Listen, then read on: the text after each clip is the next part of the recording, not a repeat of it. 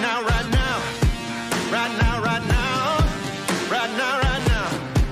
Right now, right now. Right now, right now. Right now, right now. Right now, right now. Right now, right now. Right now, right now. Right now, right now. Right now, right now. Oh, I got a real good feeling. We try to bring you high-quality educational and informational content every single day. Why do you think the price is having such an anemic time? The news story of the hour. Jump onto the chart. Is this the beginning of a massive financial unraveling? We got to add a little addendum to the show map today, so we start here on the daily. Now, we've been looking at the RSI on Bitcoin's daily chart for the last several days. Well, it's been increasing over the last 50 years since the government. Hey guys, what's going on? Jebb here, and welcome back to Coffee and Crypto. Do apologize for the delay, guys. We had a little bit of an issue trying to connect the stream on over to YouTube, but we got it fixed, we got it solved, and we are here. Guys, we got a great show lined up for you today. Today, we are going to be talking about a multitude of different reasons, both news and technically why I believe that in the next 12 to 18 months, you are going to see a resurgent, massive Bitcoin bull market, and why you're going to see the bottom probably very, very soon. In fact, based on historical data that I'm going to show you today, it's a little bit shocking that we haven't already seen the bottom on Bitcoin, or have we? We're going to be discussing all of that and more in today's stream by looking out, zooming out over the last 10 years of Bitcoin price action. We're going to talk about the U.S. Federal Reserve. We're going to talk about monetary policy. We're going to talk about geopolitics. We're going to talk about Bitcoin halvings, hash rate difficulty, and more. And when you walk away from today's stream, you're going to have a better understanding of where Bitcoin is on the short term, where it's going on the short term, where it is on the long term, and where you might be expecting it to go into the long-term distant future. Got a great bit of content lined up for you guys. I'm really excited. And in fact, one of the things that really kicked off the idea for today's show was none other than a friend of mine named Dan over at Crypto Capital Venture tweeting, "I'm beginning to get bear market bullishness," which is almost more of a bullish feeling than bull market bullishness. I will try, but it will be difficult to contain.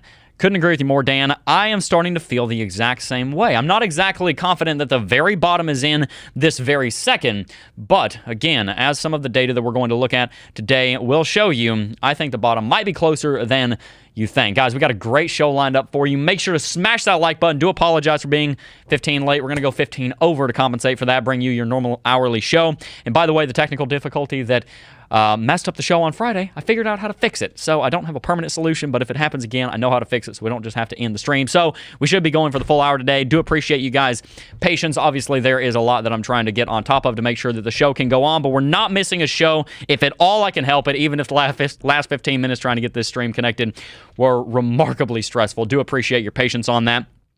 Going to go ahead and read some green names before we jump into it. Already got 400 people watching. Thank you guys so very much for tuning in. Make sure if you haven't already, hit that like button. Go ahead and subscribe to the channel. Let's get those subscriber numbers back on up. We got 97 likes on the stream. Let's see if we can't get to 200 before we start diving into the market pulse. So let's go ahead and read some green names here. Appreciate all of our members. Mike Lowry in the chat. Steve B in the chat. Grand Roofing Incorporated is in the chat. Grand Roofing Incorporated. Okay, is the show on currently? Is the video playing? My connection keeps dropping out, he said. No, it's not you. That was on my end, but we've got that solved for now. Probably going to be a couple weeks of kinks, to be quite honest with you guys. Just want to set expectations in a fair way. I'm having to set all of this back up around me running the show technically and running the show as the host. So there's going to be a few little hiccups here and there, but we're going to bring you content, and ultimately, you're here for content, you're here for cryptocurrency, you're here for all of that, so appreciate you for being here. Let's keep reading some green names. Got Win Peoples in chat, a mellow fellow. Crypto Ben Franklin, shout out to you. A mellow fellow again. Mitch Shaw, hello. Dr. Fuzzy Eyeball says Jebediah. Hello. Win People said patience. We got Christopher McFarland said good morning. We got some guy named Coffee and Crypto saying technical difficulties, but we're live. Oh, that was me. Hi. Shout out.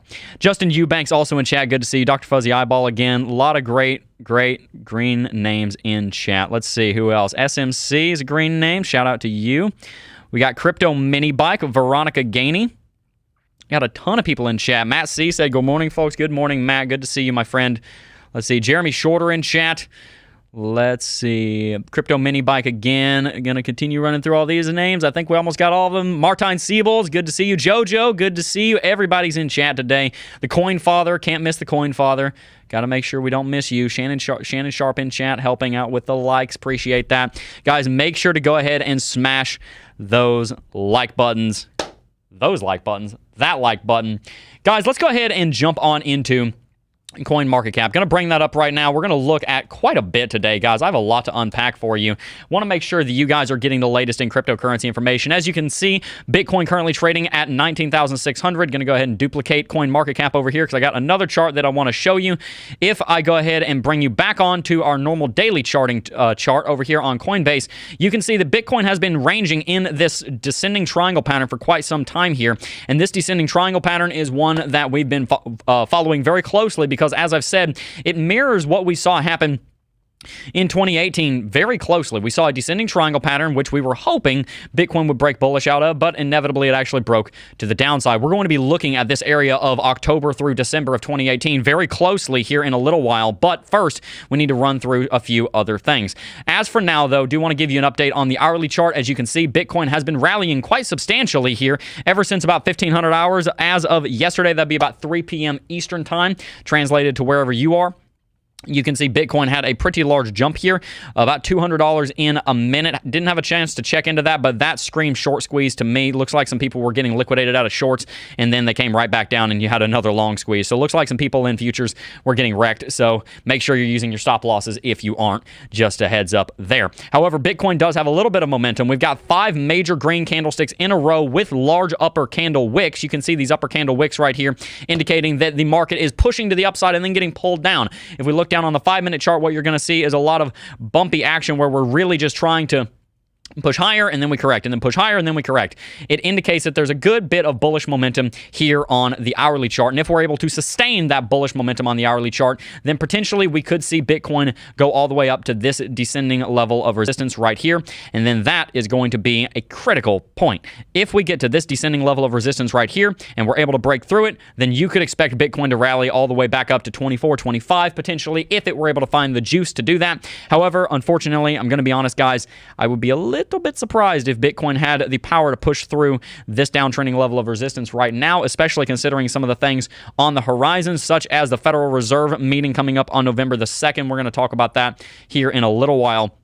I think you're going to see Bitcoin continuing to range here, and if we do try to break to the upside or to the downside, it's going to be kind of a pseudo break to the upside or downside, not really a very powerful one at that. However, I do want you guys also to take a note of some of the things that we're going to be looking at a little bit later on in the show, so you know what to look forward to. We're going to be looking at why 537 days from now, Bitcoin should be expecting a major bull market to start, and what this period of time has looked like throughout the history of Bitcoin and cryptocurrency. You're not going to want to miss what I have to explain on this chart, so make sure you take a look at the like button. Make sure you take a look at the future of this stream if you're watching from the future and you're now watching the past, which is going to turn into the future. I don't know. Either way, make sure that you are staying tuned because we got some great content lined up for you. Want to just go ahead and dive into a couple of articles over here. The first one is a little bit interesting. Bitcoin fails to produce one block for over an hour. For all of you guys in cryptocurrency, you probably know that Bitcoin traditionally will produce a block every 10 minutes. And that has something to do with what's known as the Bitcoin hash rate and the Bitcoin difficulty. Those two come together and you eventually see that every 10 minutes you're going to see a block get produced. Now, if the block time goes below 10 minutes, then that means either the hash rate is too high or the difficulty is too low, and the algorithm for Bitcoin will adjust every approximately 2 weeks to make sure that the block time, which is the amount of time between each block in the blockchain, sits at about 10 minutes. Unfortunately, not long ago, we actually saw an 85-minute block interval that left more than 13,000 transactions stuck in a pending state. That was actually just earlier this morning. It took more than an hour to mine a block of Bitcoin on Monday, leaving thousands of transactions stuck in an unconfirmed state. So if you tried to send a transaction earlier this morning and you were not able to get it through, this would probably be why. According to on-chain data from several block explorers, the interval between two latest blocks mined by Foundry USA and Luxor was 85 minutes. Last week, Bitcoin underwent a difficulty adjustment to ensure block confirmations kept taking place every 10 minutes, which happens every 2 weeks. with mining difficulty surging to 35.6 trillion, it became more expensive to mine Bitcoin. We're going to talk about Bitcoin difficulty and mining here in a little while, but let me just first back up for anybody who doesn't really understand some of the basics of Bitcoin mining. Let me give you a little TLDR. Essentially, you have two things that you need to pay attention to. You have the hash rate and you have the difficulty. Think about it like this. If you have a mining operation and you have 100 people mining, but you also have like this kind of difficulty rating of how hard it is to find a certain amount of whatever ore you're looking for. Let's say you're looking for gold. Let's say you're looking for copper. Let's say you're looking for iron. Let's say you are looking for these things. You essentially have to balance how many people do you have mining and how easy is it to find the thing that you are mining. If you have a ton of people that are mining and it's super, super easy to find the ore that you're looking for, well, then naturally you're going to produce tons and tons and tons and tons and tons of it. But if it's extremely difficult to find the ore and you have very, very few people actually doing that mining, then it's going to take a very long time to find that ore. So it's a balance. How much fuel, energy, miners do you have? In Bitcoin's case, it's called hash rate do you have to contend with?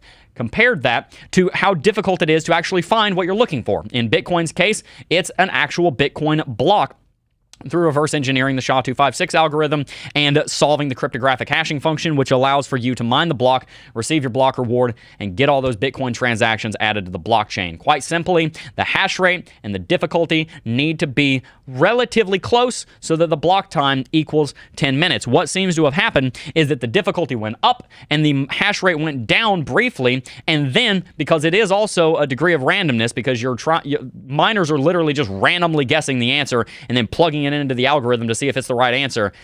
Sometimes that randomness is going to lead to longer block times like this. So that's kind of what we're seeing happen here. But if we jump on over here to blockchain.com, we can see a little bit of the backstory of what was going on here. Total hash rate on Bitcoin over the last 3 years has absolutely moonshot. You can see right here, it was sitting at 100 million terahash back here in November of 2019, currently sitting at 264 million terahash, as you can see right here. A huge, huge jump. It has rallied exceptionally, even over just the last several months. Hash rate being up between 30 and 40% just since June, when we bottomed out around the $20,000 region for the first time. That is very interesting, because if you look at the network difficulty, the difficulty on Bitcoin has also jumped exceedingly. In fact, difficulty jumped massively relatively recently, from about 31 all the way up here to 34. That's almost a 10% jump in difficulty back when we saw the adjustment, which was, I do believe, on the 11th. It was sometime last week. So what that means is that we've seen a massive change in the amount of people that are mining, in the hash rate that's going into Bitcoin. And that's a really good sign, because you have things going on like global chip shortages. You have things going on like global conflict, supply chain concerns. And still, you see the network of Bitcoin growing. You still continue to see the hash rate on Bitcoin moving to the upside as more miners come online, which is very interesting, because another thing that you can look at here on blockchain.com is the miner's revenue.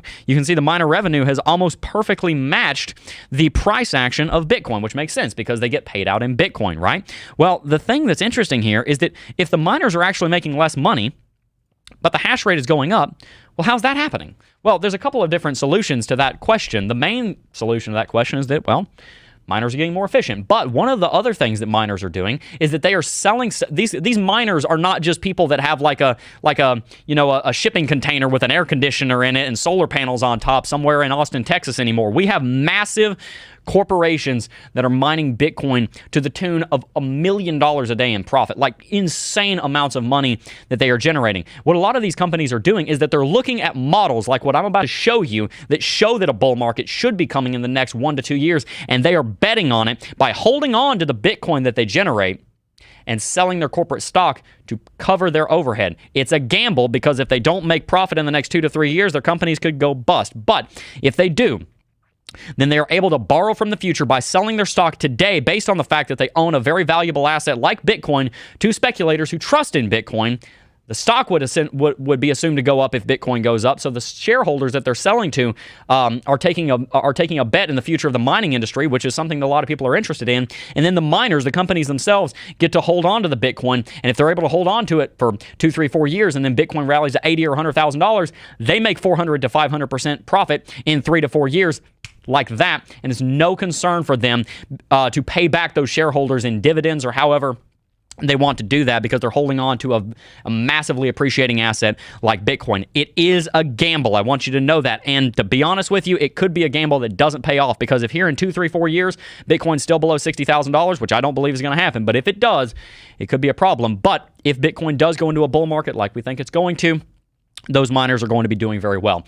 So, long story short, you have a situation where the amount of miners, the hash rate, not so much the amount, but the amount of energy the miners are putting into it, the hash rate and the difficulty move hand in hand. And depending on how they're moving determines how much what the block time is. We saw the block time jump up to 85 minutes, but the fact is we're continuing to see more miners come online. So what does that tell us? Well, if we look at the history here of the hash rate on Bitcoin normally massively on this chart, for example, outpaces the price action. Now, there's not an actual direct relationship between these two, but normally you see the hash rate of Bitcoin massively outpace the price action just here on this chart. Again, there's not an actual relationship between hash rate and price action that I'm showing here, but just on this chart, you can see the price action a lot of times will have to catch up with it. The hash rate oftentimes just takes off in a bear market as more and more mining infrastructure gets online, and that's what we're seeing right now. There's a massive amount of hash rate. Now, this is the difficulty, but it's actually, the chart looks almost identical over here on hash rate. And that just shows that the amount of investment in the cryptocurrency space is continuing to rally. So, one of the first things I want to talk to you about today is that there is a massive amount of fundamental development. And this is one of the big 3 things I want to talk about today that's going to drive a big bull market in Bitcoin. The massive fundamental development that's happening in cryptocurrency has not stopped. It's barely slowed down. Now, a lot of retail have left. Some institutions are saying, I don't really know about all this right now. But the miners are confident. The people that have been here for a long time are confident. You guys that have been here for a multitude of years are confident. I've been in the crypto space for over half a decade now. I am very confident in the future of Bitcoin and this industry, and I am extremely excited to see where it's going to go. Now, I'm going to go ahead and read chat here for a little bit, and then I have an interesting article coming out of none other than MasterCard. I think I'm going to have to pull up the article. I think I closed it, but an interesting article coming out of none other than MasterCard talking about cryptocurrency news. Let me go ahead and pull up that article real quick because I do believe that I had closed it, and then we will jump into that right after we read some chat. Thank you guys so very much for tuning in. We're going to go ahead and read some super chats. Got a ton of people in chat. We just got started. Already 800 people watching. Make sure to smash that like button. Let's see if we can't get to 500 likes in just the next couple of minutes. Appreciate you guys tuning in. Do apologize for being a little bit late, but we got a show to run and we ain't going to stop. Martine, I'm sorry. I always say that wrong. Martine Siebels said, "You hands full. My hands are full. How is Sarah doing with all this? And again, good to see you back, both of you now. Really appreciate that, Martine. Yeah, Sarah and I actually are sick. We both have a cold. It's hitting her quite a lot harder than it's hitting me. Our son got sick. So, a lot going on, and we're sick. So, yeah, we are very blessed, but definitely in a season of trial right now. But we got a show to run, and we are very, very thankful for all of it. Sarah's not on stream right now just because she wanted to, you know, if she had to cough or sneeze, she just wanted to kind of step back for a little bit, but she will be on in future shows. Appreciate the concern there, Martine, and thank you very much for that donation of €5. Let's see. Do we have any other super chats? Nope. Let's read some regular chats. Really appreciate you guys tuning in, as I said. Let's see. Smash the like button. Hello, Jebb. Hello, Javier. Let me see if I can pronounce your name. Javier Alonso Lira Biquera? Biquera? I'm not really sure how to pronounce your name. I apologize. I probably butchered that. I am kind of learning Spanish. My wife's first language actually is Spanish, so I've been learning from her. She's half Puerto Rican. Let's dive right on into it. Heck yeah, let's dive right on into it. I love that intro. I've had that for a few years, several years. Saul Red said, Jebb, hello. Hello. Good deal. And by the way, Smay and I had a wonderful talk over text yesterday. Just want to give a shout out to him and the whole team. Love all of them so much. Definitely make sure to show your love for him here in the chat. Let's see. Good to see you, Jebb. Not the same without you. In the current stage of cycle, you are so needed and important. Well, I appreciate that, Chris Gill. This channel really grew a lot during the 2018 bear market, and I see it growing a lot during this bear market as well. I'm going to read maybe 1 or 2 more chats, then we're going to jump back on into it and see what we can see. All right, so let's go ahead and jump on over to, give me uno momento, 1 second. Let's see, I had the article up right here. Where'd it go? Let me grab this MasterCard article. This is a pretty interesting article that we're looking at here. MasterCard will help banks offer cryptocurrency trading. Now, this isn't actually the article I was reading, so I'm going to have to jump around here, but it's essentially the same information. MasterCard is looking to bring crypto to the masses by making it easier for banks to get involved. The payments giant plans to announce a program Monday that will help financial institutions offer cryptocurrency trading, the company told CNBC. MasterCard will act as a bridge between Paxos, a crypto trading platform already used by PayPal to offer a similar service, and banks, according to the company. MasterCard and Paxos will handle regulatory compliance and security, two core reasons banks cite for avoiding the asset class. This right here is really the scoop that you need to know. MasterCard, as you guys know, is... what is it right now? Like a $400 billion company, one of the largest payment processors in the entire world. Let's see how many MasterCard transaction volume. They handle like 30,000 transactions a second. It's ridiculous how large MasterCard is. MasterCard, Visa, both of them realize the future of payments is cryptocurrency, and they are trying to get involved with crypto. As you guys know, they've been looking into cryptocurrency over the last 12 to 24 months, and now this is a pretty big deal because MasterCard interfacing with banks means that you bring two of the big parts of the traditional financial ecosystem into cryptocurrency all at once, that being payments along with MasterCard, and that being, I'm talking about legacy payment solutions like MasterCard. It's really funny calling debit and credit legacy, but it really is at this point with crypto being on the forefront of technological innovation. Them interacting with the legacy financial institutions like banks. Now, we like to call them legacy in the crypto space. They are the modern for 98% of people that have banks and people that have, any kind of digital interface towards their money as we do in the modern world. So we realize that we're on the bleeding edge of this. The rest of the world doesn't even know about a lot about what we are doing in cryptocurrency. So MasterCard helping to interface crypto with the banks brings three people together: the banks, MasterCard, and crypto. So it brings cryptocurrency further in the loop with MasterCard and further in the loop with the banks. Now, one of the things I've really found interesting about this announcement is that this announcement was made not by someone that's kind of low level at MasterCard. This was made by their chief digital officer. That is a big deal because that means that cryptocurrency is being discussed and talked about in the boardroom of literally the very top of the C-suite at MasterCard. Let me just go ahead and get their market cap. I want to say they're worth about $400 billion, $287 billion MasterCard is worth. Absolutely ridiculous. Massive company. They got, 24,000 employees, $18.88 billion in revenue. You can see it right over here on the About page. We got $18.8 billion in revenue, 24,000 employees. Obviously, one of the largest payments companies in the world. So make sure you stay tuned to see more information here on this channel and coming out all over the mainstream media, probably, about MasterCard interfacing with cryptocurrencies and the rest of this industry. So let's go ahead and move on here, though, because I've got a really interesting article here, a tweet from Dan from Crypto Capital Venture. Shout out to Dan. Make sure to go subscribe to him. And then a chart that I've put together for you that I think you will find quite interesting. We're going to be going till 11:15 today because of some technical difficulties, the show started a little bit late. So make sure, grab your coffee, make sure you got your crypto, and let's keep going. All right. Spot price action has traders dreaming of a breakout. This is over on Cointelegraph. Pretty interesting article. Make sure you go and read this. Get ready for BTC volatility. 5 things to know in Bitcoin this week. This says, for Bitcoin traders, it is a case of almost too quiet when it comes to the BTC over USD weekly chart. Having come down significantly in volatile conditions over the first half of 2022, recent months have seen an almost eerie lack of volatility. It almost feels like we're getting into Halloween. Oh, wait, we are. Data from Cointelegraph Markets Pro and TradingView proves the point. 1 week time frames, Bitcoin continues to print candles with almost nobody whatsoever. Such is the stickiness of the current range that, as Cointelegraph reported, the Bitcoin Historical Volatility Index, BVOL, is at lows only seen a handful of times.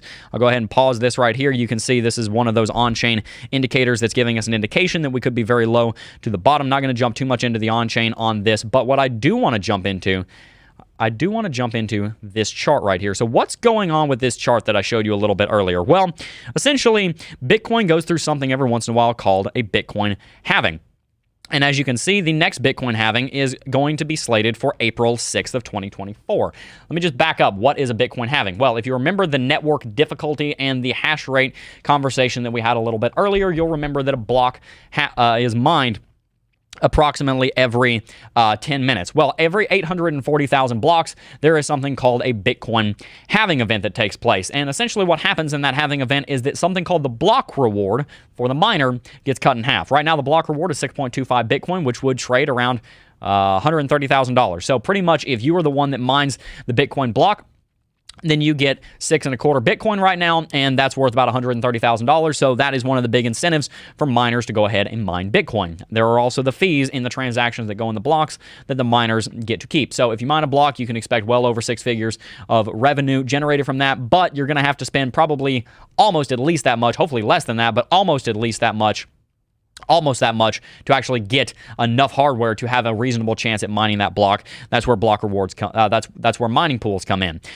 But that's not the way that's going to last forever, because if you'll remember, Bitcoin asymptotically approaches 21 million Bitcoin that will ever be in existence. Right now, according to CoinMarketCap, there are 19,181,737 Bitcoin that are in circulating supply, i.e. that have ever been created. Now, some have been lost due to transactions going to the wrong place. Make sure to check out presend.io for a solution on that. We did an interview with Drew Wolfer over there on Saturday. Really interesting project coming up soon to help with things like that. But you do lose Bitcoin to invalid transactions sometimes, and you do see Bitcoin going to wrong addresses. There are all kinds of different things that can lead to Bitcoin being removed from the supply, but the only thing that adds Bitcoin to the supply is that mining reward. So right now it's at 6.25, but on April 6, 2024, the mining reward will be cut in half, hence the halving reward nomenclature, and it will be cut down to 3.125 Bitcoin, which means the miners will be making less money. The fees on Bitcoin will likely go up a little bit, but the most important thing is that the economics around Bitcoin will change dramatically. As you guys know, one of the most important things that we have to contend with the US dollar is the inflation thereof. If the US dollar inflation gets cut in half, that massively impacts the economics of the US dollar. We're looking at what that looks like in real time right now with inflation data coming back year over year at 8.2%. We have the Federal Reserve trying to rate hike all the way up to 6, 7, 8% to get that inflation under control, because inflation has a huge impact on the stability and the solvency of the currency. So every single time Bitcoin goes through one of these halving events, which again happens every 840,000 blocks, roughly every 4 years and change, every time a Bitcoin halving event like that takes place, something huge happens on Bitcoin. And that's where my chart here comes in. These blue lines, I believe they're blue, they might be purple. As you guys know, I'm colorblind, so hopefully these are blue lines. Either way, these lines right here represent the dates of the previous 3 halvings and the upcoming halving happening on April the 6th. Now, I know this says April the 1st down here. Not trying to April Fools you. This is actually set to April the 6th. We're just on the weekly chart, so it's zoomed out a little bit. These dates look like they're wrong, but they actually are right. What have I done here? Well, essentially what we're looking at here are the last 4 halvings, and then I went right over here to this calculator and looked at how long it is until the next halving event. The next halving event for Bitcoin will take place on April the 6th, 2024. That is, from today, 537 days in the future. That means we're 1 year, 5 months, and 20 days from the next Bitcoin halving, which, as you know, will take place on April the 6th, 2024, roughly. Now, that can move a day or two, but in essence, it normally takes place. You normally predict it with a date of accuracy like that. So 537 days from now, we should be expecting the halving. What I did is I went and used this calculator to back extrapolate, I guess the word would be interpolate, where we were 537 days before the halving event for the last 2 halvings. I hope you're tracking with me here. Essentially, we have a halving. I went back 537 days from that halving to see, I guess it'd be this way, right? Went back 537 days from that halving to see where the market was 537 days before the last 2 halving events. And this is the chart that was produced by that. If we go back 537 days, which is where we are today from the next halving, back from the last halving, which happened on May 11th, 2020. In fact, I'll go down here to the daily chart just so we can have even more resolution here. It happened on May 11th, 2020. If you go back 537 days, you find yourself sitting at the November 19th, 2018. We were in the middle of capitulation. The very bottom of this market would take place, let's see here, just a short 27 days later. The absolute bottom took place 27 days from now during the last cycle. I hope that makes sense. So in 27 days, we would be at the bottom if we followed the exact same market movement that we saw in the last cycle. Now, it doesn't normally line up that way, but in general, a lot of times it is generally going to give you a lot of accurate information. Let's go ahead and look back into the last bull market before that as well. If we look 537 days before the second halving event of Bitcoin's history, which happened the 11th of July, 2016, 537 days before that, you can see I've gone here and I've backtraced this. It's 537 days. Didn't get that right on, but it is 537. Again, this is where we are in our current cycle, overlaid on the cycle that followed the first Bitcoin halving. We saw that we were, in this case, 6 days removed, 6 days ahead of the absolute bottom of that bear market. And that brings me to a very interesting article here by none other than ZenLedger, which I've actually used in the past. What is a Bitcoin halving chart?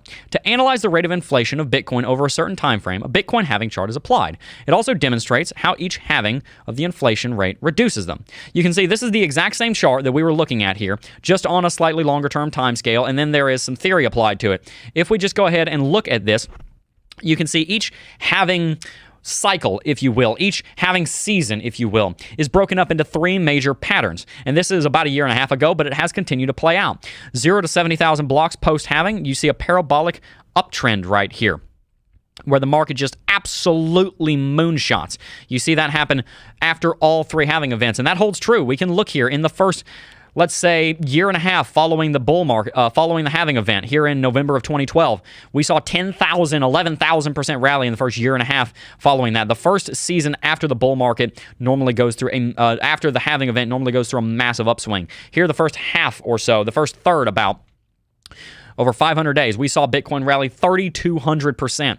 After the last halving that took place here in May of 2020, you see Bitcoin rally approximately 650% in 320 days. We're looking at 12 to 18 months post-halving. You see a massive parabolic uptrend. Then, as you can see here, you see right in the middle, there's a large downturn in the market bottoms, right around 2/3 of the way through the trend. You can see 2/3 of the way through the trend, you end up right where we are right now. You see these vertical lines?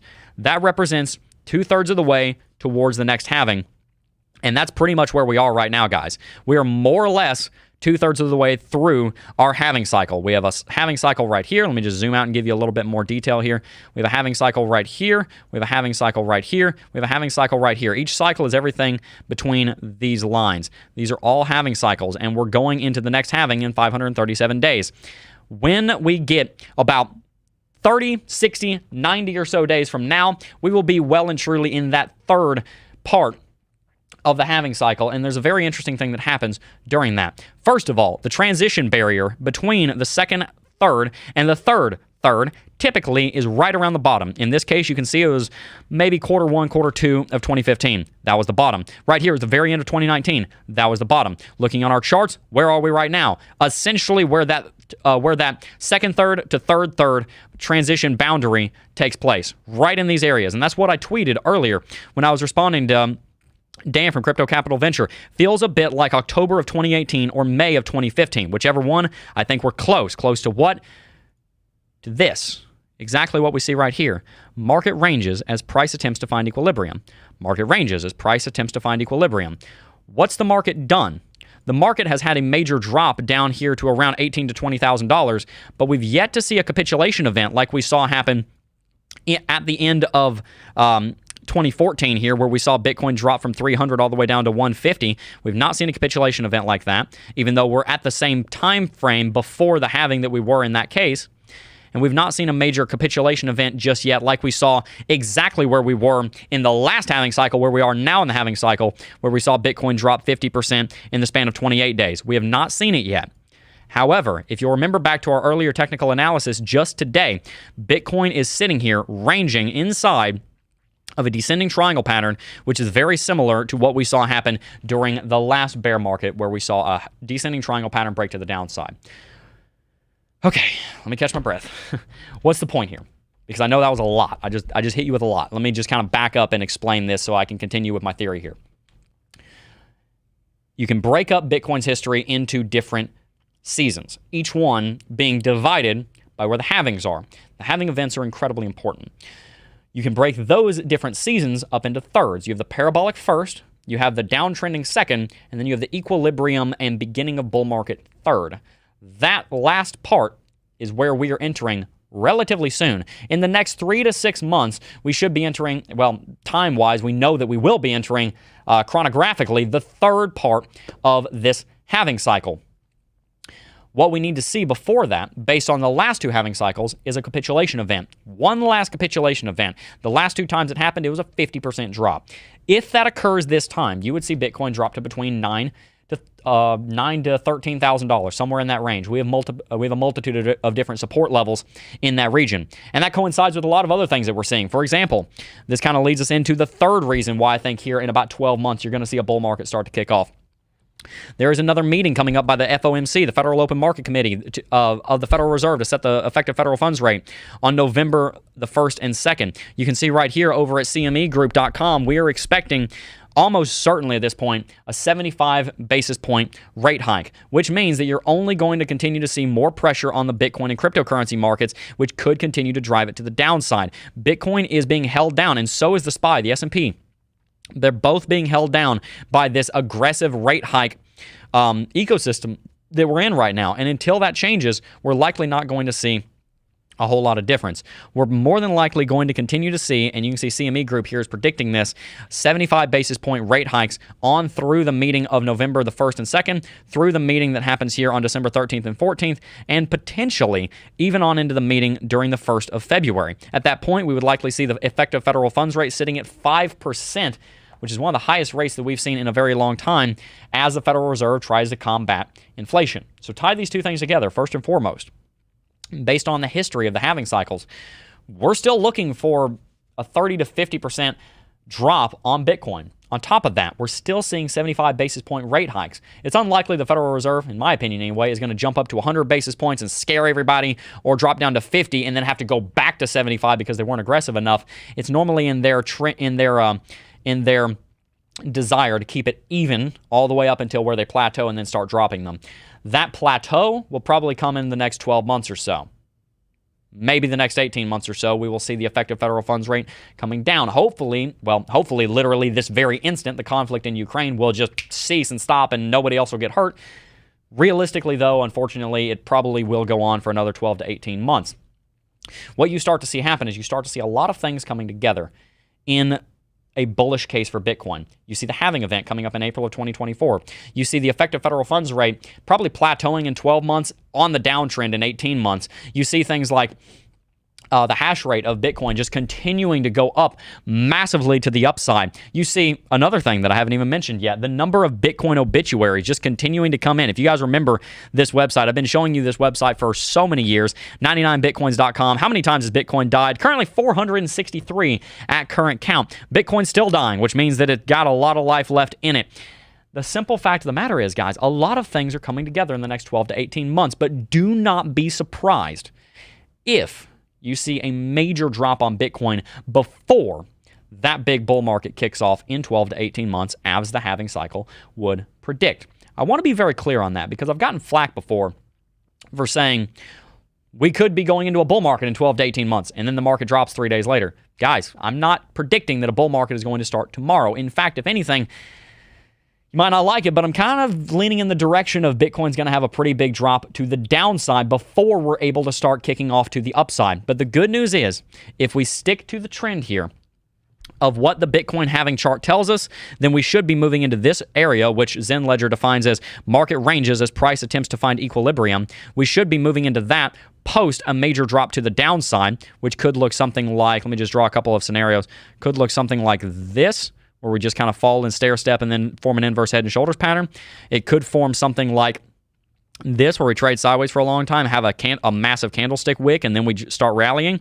Or we could just like drop in a couple of days, because we are almost in that exact same time period as we were at this point in the last 2 cycles. Remember, these last 2 cycles, we were literally in the middle of the drop at this point, at T-minus 537 days from the halving event, if you want to use terminology like that. We were in the middle, or actually post massive drop in our cycle through the bear market.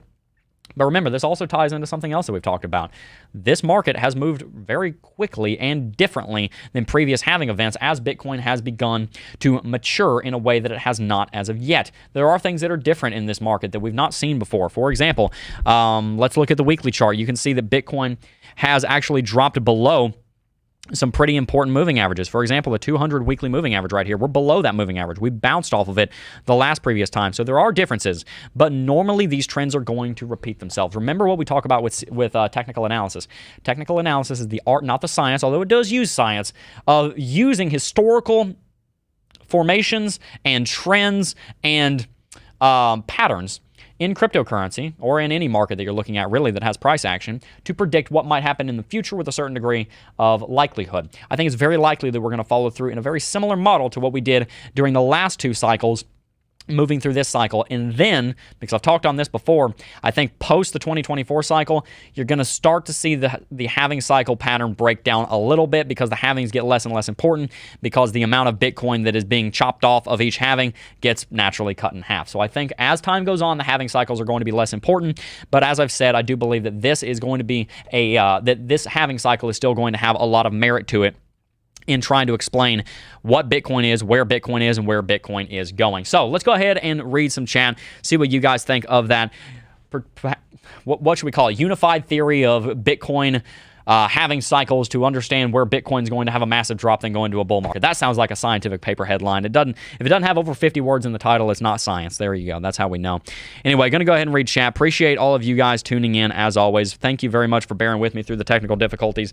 Don't have anybody to log super chats today, so if anybody did super chat that I didn't see, then let me know and I will make sure to read that. A lot of people saying I'm back. I am. Really do appreciate all of your support and warm hearts. Love you guys. We got some amazing people following us, and I'm really excited about it. 1,100 people watching. Let's see if we can't get up to 750 likes in the next little while. By the way, I want to give a shout out to somebody that I am very excited to be working with, and his name is none other than Anthony Price. If you guys don't know who Anthony Price is, he is our cryptocurrency CPA. You can see him over here at anthonypricecpa.com. He has an amazing Rolodex of contacts and an amazing amount of different ways that he can help you to save money in cryptocurrency. Guys, the IRS has been adding tons of new agents to try and track down people that have not got their ducks in a row in their cryptocurrency tax reporting. Cryptocurrency is something that is regulated by the IRS just like any other investment in the United States, and it is extremely complicated. Just brass tacks with thousands of transactions that you got going on every single year. It can be very difficult to make sure that you are in good standing with the IRS and make sure that you are not going to get audited, or make sure that they're not going to come after you because you missed a transaction somewhere and they want to now audit you. That's not what you want. So what Anthony Price can do is he can schedule a consultation with you. There's a link in the description box down below, and he can go over your books and help you to understand what you need to do. And if you hire him to help you, he can make sure that you pay as little in taxes as possible legally to make sure that you are keeping your gains to yourself. There are all kinds of different things that you can do involving complicated trust structures that allow you to save money by paying yourself out later on. He's got all kinds of different ways to help you make sure that you are not paying a ton of money in taxes. And our viewers have been using him for quite some time. We're very excited to be partnered with him. So with tax season starting to come up in the next several months, you want to make sure that you have somebody who's on your side to make sure you are not going to get eaten by the IRS tax-wise, and make sure that you are fully compliant so that you don't run into any headaches. Make sure to check them out. Link in the description box down below. Let's go ahead and keep reading some chat here. Really appreciate all of you guys tuning in. Let's see here. Matt C said, got to run early today. Have a great day, everyone. Good to see you, Matt. Really appreciate you. Like I said, guys, we started 15 minutes late due to some technical difficulties connecting the stream. So we are going to continue 15 minutes on. SatStacker said, Jebb, I appreciate your knowledge. Absolutely love how you tackle charts and information. Welcome back, my friend. I am so happy to be here. Thank you guys for tuning in. Let's see here. Good to see Jebb here. Everything makes sense again. Let's see. Any questions that you guys have for us? Outstanding information. Thank you, Daryl Inda said. Thank you. John Sager said, love you, Jebb, bro. D Petty Crypto said, glad to have you back, Jebb. Appreciate all you guys. Really, really appreciate the love and support. It means a whole lot to me. You have no idea. It's been so valuable to me this last little while. It's always been so valuable to me, but especially this last little while. Let's see. We're in the middle of this drop too, Jebb. No, we kind of are, but the thing I would say to that is that we're not... Just jumping on the chart here, what I mean by in the middle of the drop, if we look at the major drops that we were going through 537 days before the last halving events, you can see that the drop had pretty much just taken place, the final drop. You can see the drop over here was literally in the middle of transpiring when we were T-minus 537 days. Right now, we have not seen that. We saw a drop occur, but we had already seen major drops occur in cryptocurrency, such as this drop and this drop, before the last final capitulation. One thing to keep in mind, guys, is that these markets bottomed out at 85% retrace from all-time high. You saw 85% there, 85% retrace from all-time high here. We are currently 75% retrace from all-time high, 73% retrace from all-time high. If it went to negative 85%, that'd be a $10,000 Bitcoin, which would be another 50% drop from here, which is what was taking place during these events. I hope you see what I'm saying, how this all plays together.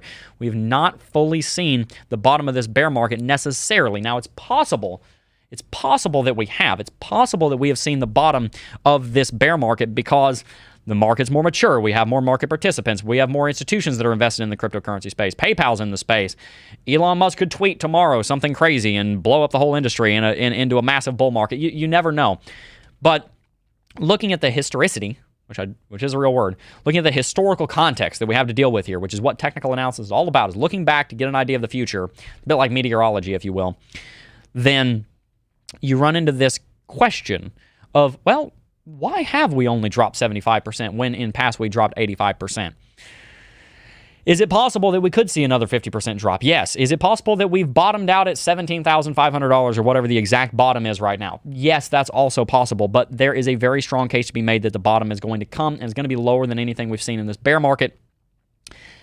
However, whether that happens or not, we are soon going to be going into that final third of the Bitcoin cycle, of the Bitcoin halving cycle, and then moving into that Bitcoin halving event happening on April the 6th, 2024. And when that occurs, well, let me just show you. I actually forgot to show you this part. This is a really important part. Every time that, no, I didn't. I did show you this, but let me show you again. Every time we see a Bitcoin halving, we see a massive run. You can see that we saw a run 3,000% in 500 days. That's the first third of the halving cycle, post-2016 halving. Post-2020 halving. This was in the middle of the pandemic, guys. Within a year, we saw Bitcoin rally 600%. Guys, if we saw Bitcoin rally only, let's say from $21,000, let's say $30,000. Let's say we're at $30,000 when the halving takes place. Because again, remember the pattern. You see a little bit of uptick towards the end of the halving event. If we were sitting here at $30,000 and then we rallied, let's just say 600% like we did last time, we'd be sitting at $200,000 on Bitcoin. And I think that is likely. I think that is very possible because this trend of dropping from, a 3,000% rally down to 600%, I don't think you can move that into the future and only drop, only rally 150% because then you barely get back to all-time high and Bitcoin's continuing to grow. There is a certain degree of merit to the idea that Bitcoin rallies in an asymptotic fashion where it approaches a certain level and plateaus, but ultimately I think Bitcoin's worth a whole lot more than $70,000 to the global economy, and that's why you see miners continuing to come online. That's why you see MasterCard working with it. They're a $287 billion company. It's not very often that you see a multi-hundred billion dollar company make such a massive misstep like adopting the wrong technology. Sorry, Mark Zuckerberg. Never mind. Let's go ahead and keep moving on here. Guys, I do want to go ahead and show you one final thing here. And that would be none other than BitGet. If you guys are not familiar with BitGet, this is an amazing exchange, and I definitely don't want you guys to miss out on some of the things that they have going on over here. One of my favorite things about BitGet is they actually have a leaderboard over here of the traders on the platform to show you what their ROI is this week. You can see that this is the current leaderboard of the traders. And the cool thing also is that there's copy trading over here on BitGet where you can actually copy trade some of these different traders here to make sure that you are following them. In fact, the website leads you through how to do all of this. And not only that, you also have futures trading over here and spot trading. Guys, you got everything you need in one place, one-stop shop to get everything you need done for trading, including getting cryptocurrency. This is like 7 different cryptocurrency functionalities in one. So make sure you check out bitget.com with the link in the description box down below, and check out their futures trading, check out their spot trading, check out their copy trading, and make sure that you are also using some of these earn functionalities over here and earn up to 20% APR through their savings. Guys, really excited to have BitGet as a sponsor of the channel, and we do really appreciate them. So, we're going to go ahead and spend the last few minutes here just reading over some chat and interacting with you guys. Really do appreciate all of you guys tuning in today and watching the show. Guys, we currently have, let's see, 1,050 people watching, 661 likes. Let's see if we can't get all the way up to 750 likes here in just a little bit. And make sure we get rid of some of the nonsense going on in chat. There we go. Let's see. Jebb, a show without talk of Cardano isn't the same, hint, hint. You know what? That's fair. That's a fair point. Let's go ahead and look at Cardano. Guys, Cardano has some... I don't have time to get into it today, and I want to make sure I got all my ducks in a row before I start reporting on that anyway, but Cardano has some really interesting things coming up. Charles Hoskinson has been active on that. Oh, by the way, I have an announcement here in a couple of minutes for the stream. Just want to let you guys know something pretty cool that you're going to be looking forward to. Something that we just said tipped my mind off to that. But guys, Cardano is right now in a massive drop. I mean, its all-time high is $3.12, down 88% from all-time high over 413 days. It started dropping before Bitcoin. Has been going down longer than Bitcoin has gone down, further than Bitcoin. It's getting absolutely wrecked as far as the price action is concerned. But the fact of the matter is, Cardano was never designed to be a cryptocurrency that go up and to the right forever. We have a terrible perception in cryptocurrency of what a cryptocurrency is supposed to do. It's horrible. Crypto is not supposed to go up and to the right forever. A stock is not supposed to go up and to the right forever. You think I'm wrong? Let me explain. A stock, which represents a company, a cryptocurrency, which represents a project, is supposed to deliver value to people that is worth something, and then its price action will go up and to the right, hopefully forever. Nothing lasts forever, but hopefully for a long time, so the investors and the users of said company and or project can make their life a little easier, make a little money, whatever the case may be.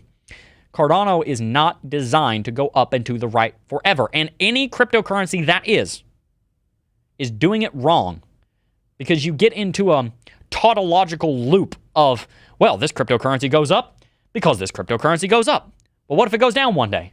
Well, then you get into the loop of this cryptocurrency goes down because this cryptocurrency goes down, and then you don't have a cryptocurrency anymore. I lived through BitConnect. Do you guys remember BitConnect? Anybody here in chat? Drop a 1 in chat if you remember BitConnect. I had just gotten into crypto. I had $100 on BitConnect. I actually got it back. They let you withdraw it before the thing went down. It was trading at $412 or $420 or whatever. It was a Ponzi scheme. I was a noob to crypto. I didn't know any better. It was an absolute scam. And it went up because it went up because more people put money into the project. There was nothing backing it. The rewards that were being paid out from BitConnect, because from the trading bot that was making 0.85 to 1.25% a day, that was not coming from a trading bot. It was a bold-faced lie. It was coming from new people adding money into the exchange. And when Bitcoin crashed from $20,000 and the scam artist behind BitConnect didn't have the money to actually continue to pay out those trading fees, it fell apart because it goes up means it goes up does not work as a business model. Or else we'd have perpetual motion machines solving every single energy crisis the world has ever known because it makes energy because it makes energy. That's not how it works. So when people say, why isn't Cardano going up? Cardano isn't going up right now because the space is so inactive. So many people have left this cryptocurrency space right now. But the people that have left are the people that are not working on the projects. The people working on the projects are still here. The people that have left are not the massive institutions. Some institutions have left. A lot of them are still looking into it. MasterCard, for example. There is so much interest in the space. Cardano's price is down because Cardano is building technology that has, as of yet, not been fully implemented or even close. They've got a vision of serving billions of people. That's going to take time. So that's one of the things I like to tell people whenever I look at Cardano. Yeah, it's down 88%. But Amazon was down 95% in the late 90s. It's worth trillions of dollars right now because they didn't build it to get the stock to go up. They built it to provide a great service to the customer, and that's what Cardano's doing.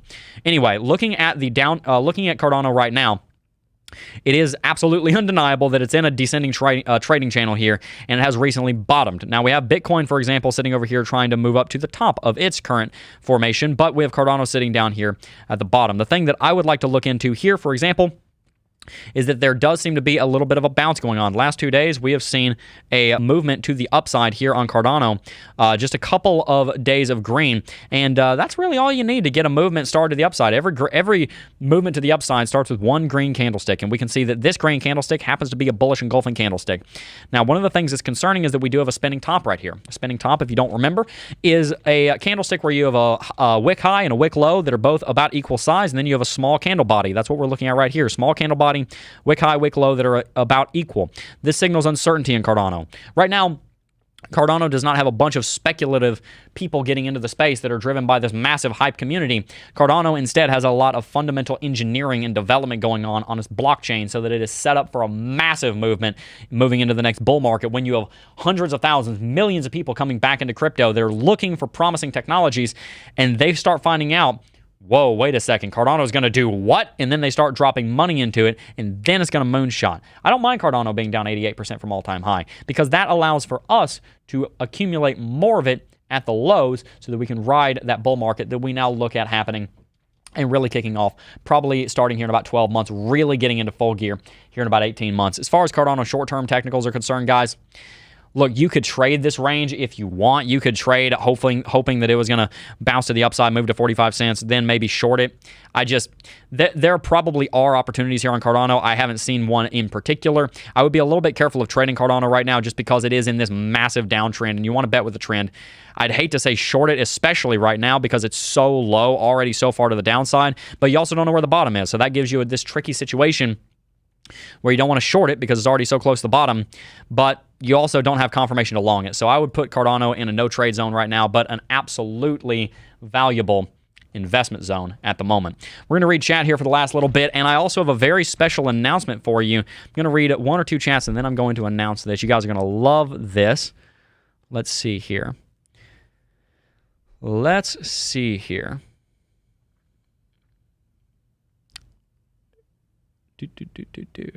Everybody's saying I feel sorry for Carlos. If you guys don't know who Carlos is, Carlos Matos, he was the one guy that got up on stage and was saying, "My wife doesn't even believe in me." I don't know if he actually knew what was going on at BitConnect, and it is really sad what happened with BitConnect.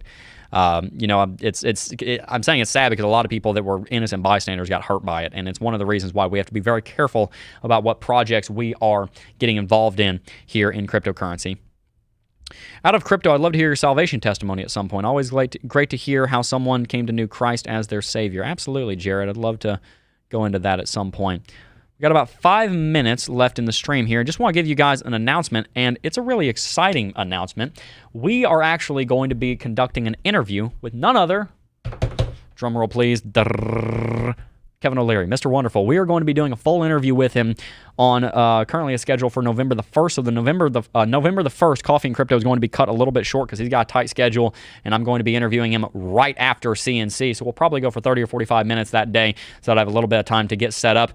And then we are going to be interviewing Mr. Wonderful. This will be the third time that I've interviewed him, and I do believe this is going to be a full-length interview on our channel, and I'm really excited to bring it to you because, as you guys know, Mr. Wonderful, i.e. Kevin O'Leary from Shark Tank, and has a $500 million invested in different places, $100 million or so invested in crypto. Those are all public numbers. I don't have any private numbers like that. Don't worry, I'm not disclosing anything.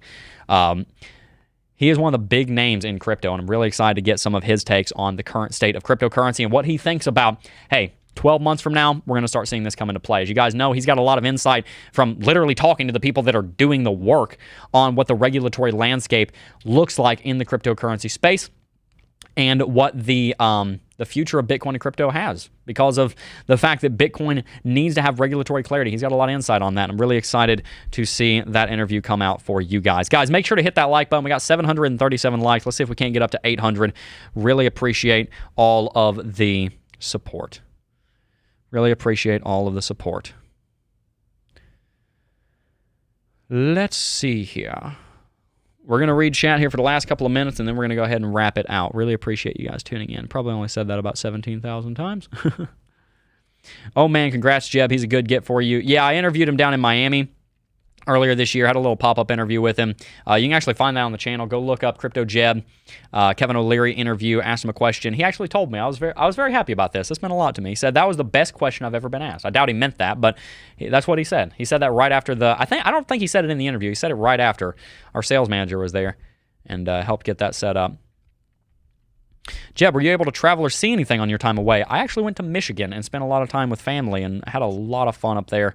Went on the SS Badger across Lake Michigan. Shout out to anybody who is familiar with the SS Badger. I was told by the guy that was doing Badger Bingo. Yeah, that was a thing. It was quite the adventure. I have pictures of all of this. Said that Scorsese was on board. I don't think he was. I think he was joking. But yeah, it was a really interesting time. Anybody who knows about the SS Badger, let me know. It's been running that route across Lake Michigan between Wisconsin and Michigan for 100 and some years, moving rail cars over. It's a car ferry, so we pulled our car in. They pulled the car off. It was they moved the car in, moved the car off. It was really cool. Will Smith, that like button. James Bowler said, totally missed that reference. Wonder what that will never get lived down. Michigan, no wonder why you came back. Hey, Michigan is gorgeous up there, man. It was beautiful. I went swimming in Lake Michigan. So amazing. I'm from Michigan. Sad I missed you. I've been on it. The Coin Father said I've been on it. Yeah, I love that. I love that. I was about to say I love that Badger. I love that ferry. It's called the Badger. Is the last coal-powered... I am a massive nerd for engineering and science, so this was really fun for me. It is the last coal-powered car ferry in the continental United States. In the North American continent, I think is what it said. I live in Madison, Wisconsin. Oh, cool. Yeah, we were up in Rhinelander for a little while and then went up to Ironwood. Red Roble said, at Coffee and Crypto, Jebb, will we be seeing any of the other crew members anytime soon? I'm going to have some more information on that coming in the next couple of weeks, more than likely. A lot of things developing. Don't really have any information or updates for you right now, but you should be hearing more at some point in the future. God bless you, Jebb. Wish you and Sarah all the best. Thank you very much, XRP A11Y. People's elbow that like button. Yeah, make sure to elbow that like button for sure. No, Red Robles. I mean, there will be some information disseminated at some point. Want to make sure everything's in order. Let's see. Bullish Jebb Queen said, thank you very much. Let's see. I'm going to take one more question. Let me find a really good one here. Appreciate the super chats and everything. Red Roble said, hope the best for the channel. I really enjoy your info. Man, I really hope the best for everybody. That's what I just love everybody in crypto, the team and everybody. Great to have you back, Jebb. You are the channel. Thank you very much, Joker's Wild. Appreciate that. Looking forward to being back. I'm not far from Lake Michigan where I live. Yeah, what is the name of the city? It's not Rhinelander. Rhinelander's on the other. I forgot the city that's on. I was staying near there where the Badger docks on the Michigan side. Tim France said, love you, Jebb. Glad you're back. Glad to be back. Coinfather said, later, crypto fam. Best channel around. Thank you so much. Much love to everybody. Guys, it's been an hour. Looks like we're going to go ahead and wrap it out. We got some more content coming for you tomorrow. Coffee and Crypto will be going live. Rain or shine, I'm going to do everything I possibly can to get it live. I'm developing a cold, so it might be a little harder for me to speak tomorrow, but I'm going to be here to the best of my ability, making sure that I'm bringing you guys content. Really appreciate the patience. Really, really appreciate the patience. Been a trying little while, but you guys have been very loyal, and I'm just very thankful for that. Very thankful for that. My heart goes out to all of you guys, and I know yours goes out to mine, and I just really, really appreciate that. Hashtag FenceOff. It's Manitowoc. Thank you very much, Mike Sweet. That's it. Yeah, guys, make sure to hit that like button. Really, really excited for the next phase here of the YouTube channel. Cannot wait to see what the next 5 years bring. We've already been here almost 5 years.